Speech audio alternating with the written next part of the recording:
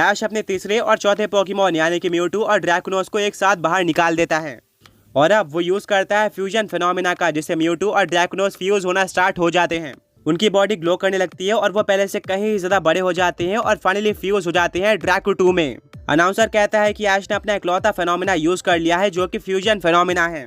पिछले फाइट के अंदर ड्रैकू ने 3 पोकेमॉन्स को अकेले डिफीट किया था। देखना होगा कि वो इस बैटल के अंदर कितना इम्पैक्ट छोड़ पाते हैं। ब्रॉक कहता है कि ये सब हमने प्लान किया था। ऐश बिल्कुल उसी सीक्वेंस में अपने पोकेमॉन को यूज कर रहा है जैसे कि मैंने बताया था और मुझे पूरा भरोसा है कि ऐश ओल्ड मैन को डिफीट करके रहेगा। ओल्ड मैन कहता है कि पिछले बार ड्रैकुनोस ने मेरे एक्लिप्सर एक्स को काफी अच्छी टक्कर दी थी एंड इस बार तो वो एक और लेजेंडरी पोकेमॉन के साथ फ्यूज है। देखना होगा कि अब वो कितना स्ट्रांग हो चुका है। फाइट शुरू हो जाती है। एक्वागोनॉक्स यूज करता है टेम्पोरल सर्ज अटैक का, वहीं पर इसके काउंटर में ऐश कहता है ड्रैकू साई बैरियर का यूज करो और इस अटैक को रोक दो। ड्रैकू अपने सामने एक बैरियर क्रिएट कर देता है जिसके ऊपर टेम्पोरल सर्ज अटैक टकराता है, बट यह अटैक सुपर स्ट्रॉन्ग था जिसके चलते बैरियर टूट जाता है और ड्रैकू के ऊपर यह अटैक लग जाता है जिससे उनको हैवी डैमेज पड़ता है। बट ऐश हार मानने वालों में से नहीं था। अब वो डिफेंस की जगह पर अटैक करने का फैसला करता है। वो कहता है ड्रैकू यूज करो फ्लेम स्ट्राइक का। ये म्यूटू और ड्रैकुनोस के 2 सबसे स्ट्रॉन्ग अटैक का फ्यूजन था। यह अटैक एक्वागोनॉक्स के ऊपर लग जाता है। एक्वागोनॉक्स इस अटैक को सहने की काफी कोशिश करता है बट यह अटैक सुपर स्ट्रॉन्ग था जिससे एक्वागोनॉक्स स्टेडियम के वॉल पर जाकर टकरा जाता है और उसको डैमेज पड़ता है। ओल्ड मैन कहता है कि अभी यूज करो टाइड लूप अटैक का और अपने आप को रिकवर कर लो। एक्वागोनॉक्स टाइम में पीछे चले जाता है और अपनी पूरी एचपी रिकवर कर लेता है। बैटल काफी इंटेंस होती है जहां पर ड्रैकू साई स्पाइरल और फ्लेम स्ट्राइक जैसे कॉम्बिनेशन अटैक का यूज करके एक्वागोनॉक्स को हैवी डैमेज पहुंचाते हैं। दूसरी तरफ एक्वागोनॉक्स भी काफी स्ट्रॉन्ग अटैक का यूज करता है जैसे कि टेम्पोरल सर्ज और क्रोनो फील्ड। बैटल करने के बाद दोनों ही पोकेमॉन सुपर वीक हो जाते हैं पर लास्ट में ड्रैकू विनर होते हैं। एक्वागोनॉक्स जमीन पर गिर चुका था। रेफरी डिक्लेयर कर देता है कि एक्वागोनॉक्स आगे बैटल नहीं कर सकता। इस फाइट का विनर ऐश और ड्रैकू है। अब ओल्ड मैन और ऐश दोनों के ही 2-2 पोकेमॉन हारे हैं। बैटल पूरी तरह से इक्वल हो चुकी है। ऑडियंस शॉक हो गई थी क्योंकि उनको नहीं लगा था कि ऐश ओल्ड मैन को टक्कर भी दे पाएगा। बट अब ये बैटल बराबरी की हो चुकी थी। ओल्ड मैन अपने एक्वागोनॉक्स को पोकेबॉल के अंदर वापस लेते हैं और कहते हैं कि मैंने नहीं सोचा था कि तुम इतने ज्यादा स्ट्रांग निकलोगे बट अभी भी मैं अपने स्टेटमेंट के साथ बना हुआ हूँ। मैं 3 ही पोकेमॉन्स का यूज करने वाला हूँ और ये मेरा लास्ट पोकेमॉन होगा। ओल्ड मैन अपने 3rd पोकेबॉल को बाहर निकालते हैं। ऐश और उसके फ्रेंड्स को पहले से अंदाजा हो चुका था कि यह पोकेमॉन कौन होने वाला है। हाँ, ये और कोई नहीं बल्कि एक्लिप्सर रेक्स था, वही पोकेमॉन जिसको ओल्ड मैन ने ऐश के अगेंस्ट फर्स्ट बैटल में यूज किया था और इसने ग्रिंजा को डिफीट करने के बाद ड्रैकुनोस को भी डोमिनेट किया था। क्लियर था कि यह बैटल ऐश और उसके ड्रैकू के लिए बिल्कुल भी इजी नहीं होने वाली थी। ऐश काफी लंबी सांस लेता है और फाइट शुरू हो जाती है। ऐश कहता है ड्रैकू यूज करो फायर पंच का। ड्रैकू एक्लिप्सर एक्स की तरफ बढ़ रहे होते हैं पर तभी बीच में एक इनविजिबल बैरियर के चलते वो टकरा जाते हैं और जमीन पर गिर जाते हैं। ऐश कहता है ड्रैकू ये क्या हुआ, तुम बीच में क्यों रुक गए। ओल्ड मैन कहता है इतने जल्दी भूल गया। एक्लिप्सर एक्स की एबिलिटी है कि वो एक इनविजिबल बैरियर को क्रिएट कर देता है और इस बैरियर को तोड़ने में तुम्हें पिछली बार काफी टाइम लगा था। ऐश कहता है इसका मतलब हमें पहले इस बैरियर को तोड़ना होगा तभी हम एक्लिप्सर एक्स के पास पहुंच पाएंगे। ड्रैकू अभी यूज करो फ्लेम स्ट्राइक अटैक का। दोनों ही पोकेमॉन इस कॉम्बिनेशन अटैक का यूज करते हैं जो कि बैरियर के ऊपर लग जाता है बट इससे बैरियर को ज्यादा फर्क नहीं पड़ता, बस उस पे कुछ क्रैक्स आ जाते हैं। इसके बाद ड्रैकू हार नहीं मानते और यूज करते हैं साई बीम अटैक का जो कि बैरियर के ऊपर लग जाता है और इससे बैरियर थोड़ा और क्रैक होता है। ब्रॉक बोलता है कि अगर ऐसा ही चलता रहा तो ड्रैकू इजीली बैरियर को तोड़ देंगे और ये आज के लिए काफी अच्छी न्यूज है। आगे बढ़ने से पहले पिछले पोकी क्विज के विनर्स ये रहे एंड आज का क्वेश्चन ये है कि इस सीरीज के अंदर ऐश का कौन सा इकलौता मिथिकल पोकेमॉन है।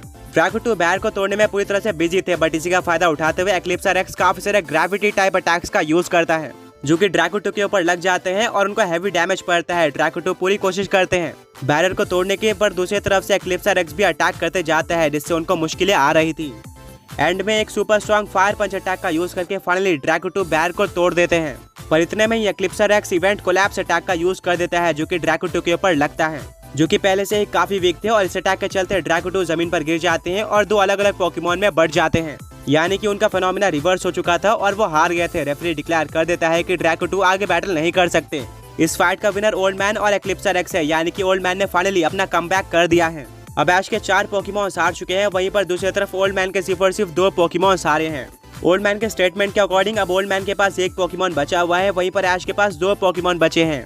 देखते हैं कि अगले पोकेमॉन की तरह ऐश किसको सेंड करता है। ओल्ड मैन कहता है कि जहां तक मुझे पता था म्यूटू और ड्रैकुनोस ही तुम्हारे सबसे स्ट्रॉन्ग पोकेमॉन थे और मैंने एक साथ इन दोनों को निपटा दिया है।